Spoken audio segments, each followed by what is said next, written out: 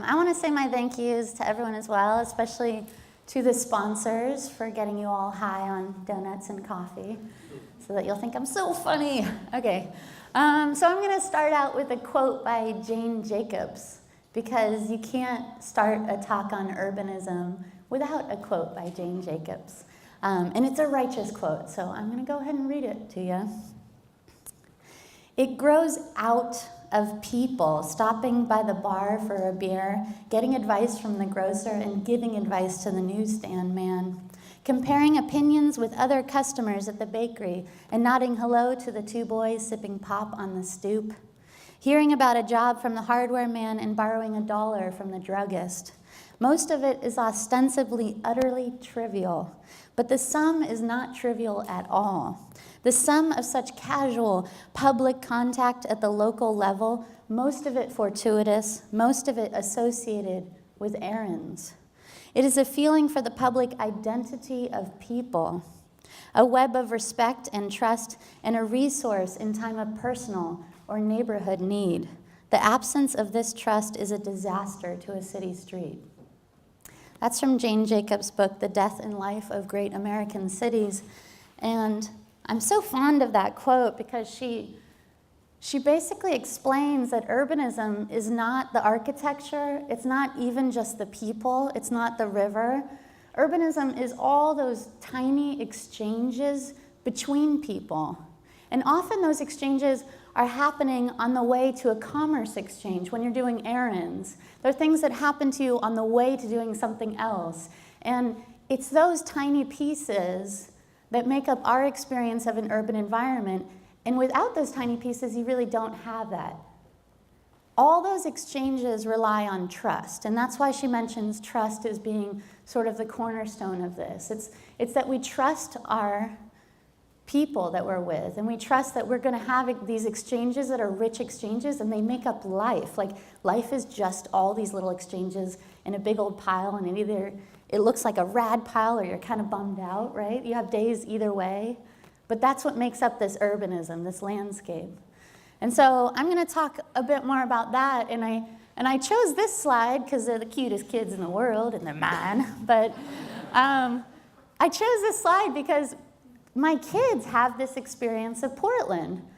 Jane Jacobs wrote this sort of back in the day when, there was boys drinking pop on the stoop and whatnot, but my kids really have that experience, I have a lot of pictures of them in our neighborhood of St. John's having this experience because they know all the business owners and all the kids of the business owners, and they take music classes with them and whatnot. But I took this slide out because we were just on our way to an errand, and we could not pass those flowering trees on Waterfront one more time. And so we pulled over, and being cool kids, they instantly made friends with other kids and then decided to run through the fountain and get their clothes all wet, so we had to pull new clothes out of the car. And at the end of it, this is right before we leave, and it's just, to me, when I look at this picture, it's just what makes Portland great. Like, they are just in love with this city, as they should be, as we all should be. So that's why I chose this picture. But now I'm going to show you a slide from Airbnb's website. And I'm showing you this slide because, like Jane Jacobs said, this is about the public identity of people. And I thought, well, what better way to find out the public identity of different urban environments than going to a travel website, right? So these are all these communities kind of putting their best foot forward. And what I thought was interesting about these images is that they're so tactile. And they're so rich, and each one of them, I feel like I could sort of go into and have an exchange. Like, the potential for all these rich exchanges is in each of these images. It makes me really curious, like, whoa, okay, Bangkok's got some cool fences, and Berlin, what the hell's up with those hearts? I want to check them out and touch them and pick them up. And Boston must have rad post offices. Okay, I want to see that, you know? So it makes me very curious about these places. And that's seriously what we're talking about with urbanism. The interesting thing is that Airbnb did not choose this set of images. And I went out of my way to find, like, that is an IKEA in Berlin. You know, I went out of my way to find the TGI Fridays, a picture of that one in Buenos Aires. So these are actual images from these communities, and Airbnb could have used this set of images. We all know why they didn't. They didn't because I could be lying to you right now. I could have gone around Portland and taken a picture of Starbucks and said it was in London. That Burger King could be anywhere. I could switch that Applebee's in Los Angeles with the Walmart in Austin, and you wouldn't know the difference. So there's no way that these communities are going to use these images to talk about public identity, because these are sort of, who cares? They could be anywhere, right?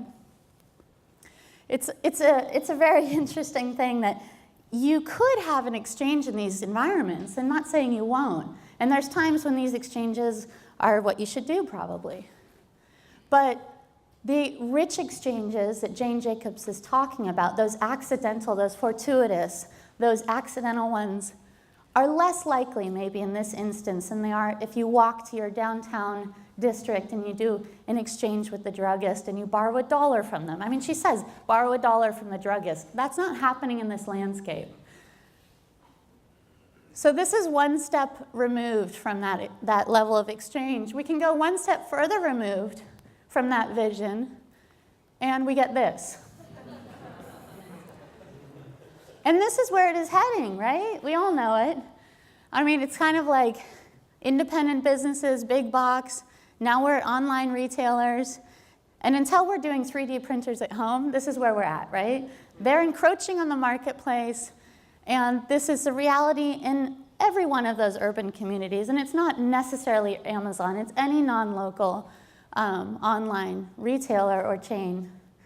But the question is, how did we why are we stepping further and further away from what Jane Jacobs described when we all sort of recognize that that's what we want? We have cities bragging about that's their public identity, but we're stepping further and further away from it. And we know that the answer is we step further and further away because of the illusion of convenience and low price. So we're moving further and further away from our sense of community because of those two factors.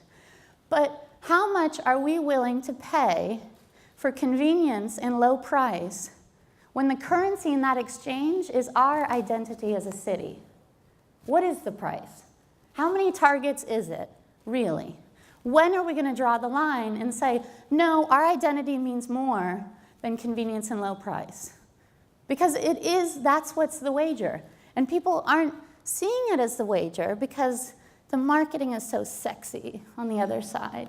And they really want you to believe that it's always going to be cheaper and better, and you're going to be able to have more money to do more things and buy 18 dresses instead of just one. But this is a scale, and we're kind of losing out on this scale, unfortunately. Because the side I'm talking about, we talk at Creative Morning lectures, but we don't have commercials on TV and the radio and the internet, and we're not like putting product placement into movies like independently owned, you know? It's just not happening. And so we need to be aware that this is the exchange that's happening when we choose convenience and low price. I'm gonna walk you through what this exchange would look like in Portland, how this works. What are the fundamentals here? So I'm gonna say that, oh my God, I did not put that in there. That was so scary. That was really weird. Okay, forget you saw that. Or tell the Pope or something. That was really crazy. Okay, so I'm going to pretend we're spending $140 on clothing, okay? And we'll just walk through what this means to our community. I have $140, and first I'm going to go and spend it on clothing at Amazon.com. Or any non-local retailer. I mean, Amazon is totally evil, as the previous slide obviously indicated, but but really any online retailer that's not locally owned or not local. When you spend $140, 135 approximately is leaving our community. And it's not just leaving Portland. What's interesting is that a lot of the things that you might buy on Amazon are made overseas. So they're actually, some of it's going overseas, a big portion's leaving the country as well. So it's not just going to Amazon headquarters. You have to think about from there where it goes. I put that about $5 stays local because I'm just trying to understand the cost for the delivery driver. And $5 might be high, but I was like, give them a break, give them $5. Okay, so Amazon, you have 135 of that dollars leaving the community. If I took that same 140 and spent it in a non-local chain, and I put H&M here, I could have put Target, Walmart, any non-local chain, because the study that actually gives us these numbers was across chains, and this is an average. So when you spend that 140 bucks at H&M, approximately 120 of it leaves the community, and $20 stays local. So they have to pay their employees and whatnot. So that's a little bit better. But what happens when I shop local? There's a store named Amelia up on Northeast Alberta. Is Amelia here? Okay, she was hoping to make it. So Amelia's store on Northeast Alberta, when I spend that same 140 with her, 105 stays local. Amelia and I sat down and went through her numbers to figure this out, that an average of $105 stays local. The difference here is with Amelia, I could afford this dress, okay? So you can get one dress. With H&M, you can buy like six shoddily made shirts or 3 dresses. You can get more stuff, right? I don't think H&M sells a dress for $140. But the issue is that those goods are going to fall apart, and they're made to be non-durable. So there's not really a bargain here. This dress is going to last so long that I could probably pass it on to my kids. Okay? And I don't have that many dresses. Why the hell do I need that many? You know? It's like anyone that says, you wear the same thing every day. I'm like, yeah, fuck you, I wear the same thing every day. You know? It's like, we used to have one peg as a closet that we were like, here's my work clothes on the peg. I'll take my pajamas off the peg to wear. I don't know why we need a huge closet full of crappily made clothes. I'm not sure. But I don't, and I think we all should say, to hell with it. We don't have to wear different clothes every day. God. You can tell it's my pet peeve. No one's ever told me I wear the same thing every day, but you're kind of self-conscious about it, like, you know, and I kind of, I like preempt it. I'm like, yeah, I have a uniform, what, you know, like, get over it. But anyway, what's so fascinating and magical about this $105 that stays at Amelia's shop is that this $105 stays local, so it's magical. And out of that 105, a big portion of it goes to local vendors and sellers. Amelia actually, her logo is a sewing machine because she makes dresses in the back of her shop, but she also supports a lot of local makers, including Allison from Claire Vintage Inspired, which are you in the house? Oh, good, okay, good. Dressmaker, dress that she made. I know, right? That was the wussiest round of applause. Dressmaker! Yeah! That's right. Okay, so I'm saying that 140 bucks, let's say I specifically spend it on this dress, which is Claire Vintage Inspired. So that $70, half of it goes to the vendor here. That $70, when I talked to Allison about what happens with it, she said, okay, the 70 bucks, about $52 stay local, and about 18 leaves. It's hard for her to find fabric made local. And I know from my family who's been in the textile industry for a really long time, there's not a lot of people making textiles in America anymore, unfortunately. So I'm sure she's tried really hard to find it, but it is not out there like it used to be. So this 70 now is $52 that's spending locally again. And you can guess what happens when she spends it locally again. It's another multiplication of this. What we call this in the buy local movement is the multiplier effect, which means that your dollar that you spend at a locally owned merchant has this magical quality where it not only is being invested in that business, but that business is going to keep moving it around the local economy. The national average for the multiplier effect is 3 times. That dollar is going to move around 3 times. Here in Portland, I would say it's upwards of 8 at least, and I think we can do even better. But this is about business-to-business spending local and how that affects how your investment flies, right? So this is a huge, I mean, what a joy that you as a consumer can actually freaking do something about this. Like I mean, I love voting, but screw it. Like, it's so annoying. Like, on federal elections, you're just like, I don't know, I'm a puny person, and you should all vote. But it's kind of amazing that you actually vote with your dollar every day, and it's not just one vote, it gets multiplied out. Like, it's fascinating to me that we have this power about us. And when anyone's bitching on Facebook about special interest in Washington or whatever, I'm like, freaking buy local, dude. I mean, it's so easy. We're all empowered to do it. What's hard about buying local is that you do have to kind of turn off the mass marketing of the non-local. So for example, I remember like Mervyn's, or so, I don't even know if they exist. One of these stores had an ad I saw, and it was like, you gotta wear something different every day. It's so lame if you don't. And I was like, oh my God, like this is against everything I believe, you know? And I was thinking, you really have to turn that off, and you have to say, I don't need to buy a lot of crap. What I need to do is buy really good, high quality, durable goods, and just a few of them. And that's a decision you can make, and you can actually save a lot of money that way. Like, I don't have a huge income. I live in St. John's, I mean, come on. But, and I've had some really scrappy damn years, and I've still been able to get by on this. And I still haven't had to go to Target or Walmart or any of those places just because I know, okay, I'll buy resale. I'll buy some locally made items that are really high quality and will get me through 3 seasons instead of just 1. What's cool about the way local economies works, and that really excites me, is that it is a rising tide lifts all boats. Quite literally, if Amelia's shop does well, all her local vendors do well. So it actually feeds each other. And Supportland, which is the company I co-founded, operates on this element. So I actually depend on it for my livelihood as well. What we call it in the office is collaborative economies. And we call it that because it is collaborative, right? Like, all these businesses actually depend on each other's success.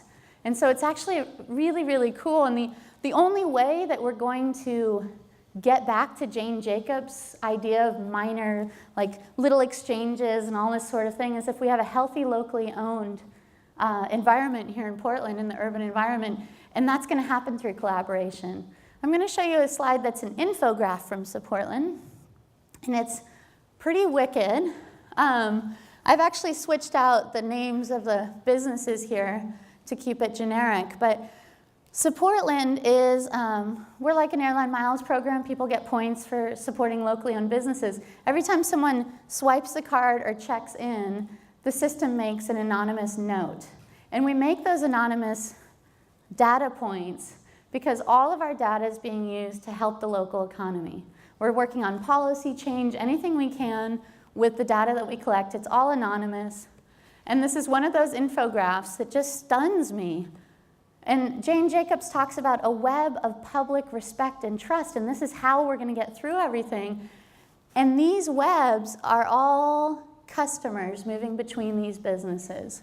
This particular infographic, we were interested in knowing which businesses were helping the local economy most by sending customers to other locally owned businesses. So the bubbles actually get bigger on the business for how many more customers they send to other businesses. But this is a stunning example to me of the web of locally owned businesses and how we're all depending on each other. And each one of these isn't like, let's say that coffee shop closes. What the hell's gonna happen? That's a huge deal. This isn't like you ride your bike back, oh shoot, that coffee shop closed. It's a big damn deal if that coffee shop closes. We can't lose one of these guys. It's that important, but it doesn't feel that important on the street. You just think, oh yeah, that makes sense. The Starbucks open across the street, and you know, it's kind of like we make it seem like, yeah, that's okay, but this is crazy how important all these guys are. It's so amazing to me.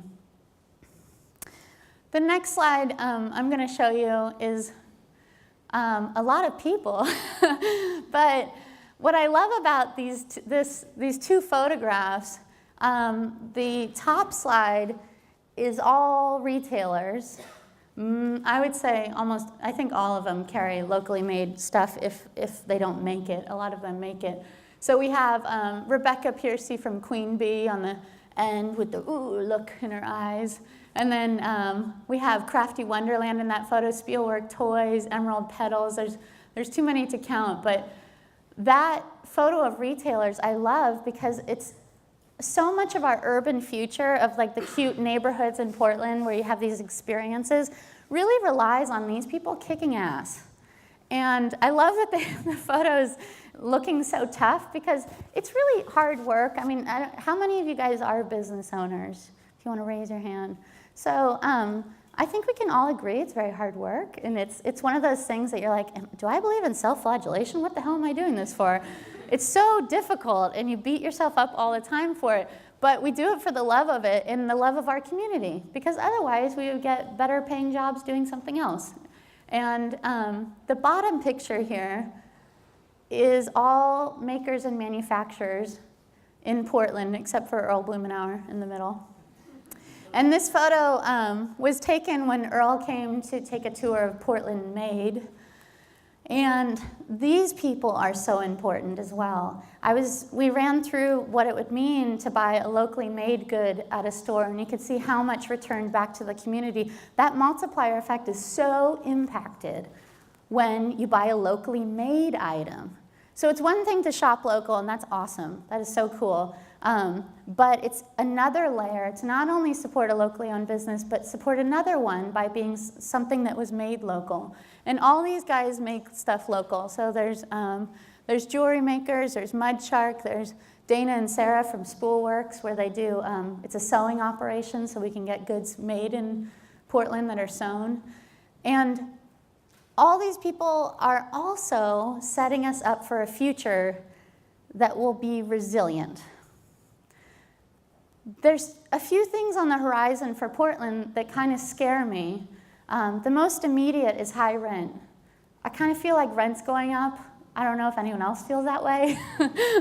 But when rents go up, it's harder for locally owned businesses to rent their spaces. And that's when you see a lot of communities, when they do that flop over to having like a whole street that was independent businesses becomes a street with chain stores. A lot of that is a rent situation. The locally owned business can no longer afford the rent, and then the big chains can, because the locally owned businesses kind of make the area popular, and then the chains say, well, I can pay that rent, sweet, it's already popular. And so I think we have a high rent situation coming up that scares me. And then in the long term, there's a lot of environmental issues on the horizon with climate change. It means that supply lines are going to be shorter, which means that it's going to be really expensive to buy crap from other places. And when that time comes, we're going to be so stoked that these people have been making stuff for 30, 50 years, right? We're going to be so excited that we have this infrastructure in place where we're going to have goods made locally, and we won't rely on these supply lines that are now so expensive. So what the nonprofit that I co-founded with Kelly Roy from ADX is called Portland Made. And what we're trying to do is link up these retailers with these maker manufacturers, designers, and we're trying to get an infrastructure in place so that this is solid and this isn't going anywhere. And it makes it easier for everybody to support these people. Portland Made is a local goods collective, and we issued a special Supportland card, which is in the top corner, and it's not quite available to the public necessarily, but we brought a bunch to put out on the table. So if you want to grab one on the way out, you're welcome to. I think we also have hang tags and stickers and stuff like that. And the last slide that I'm going to show you is a slide that's in the same grid as the Airbnb ones, but these are all Portland images. And I could not have filled these because I have like 5,000 places I love in Portland. So I asked Tim Smith and Matt Arnold from Sarah Architects to put these images together. Obviously, I put those ones in the middle of my kids, and then the St. John's Bridge. St. John's Bridge, my world revolves around it, I feel like, so I'm like, it's going in the middle, I don't care. But I love what Tim and Matt at Sarah Architects, they have such an interesting perspective because they do civic ecology work, which is so rad. And so I wanted them to tell me what they thought was really sustainable, rad urban design here in Portland. And they chose these images, and I was like, okay, so why are these places?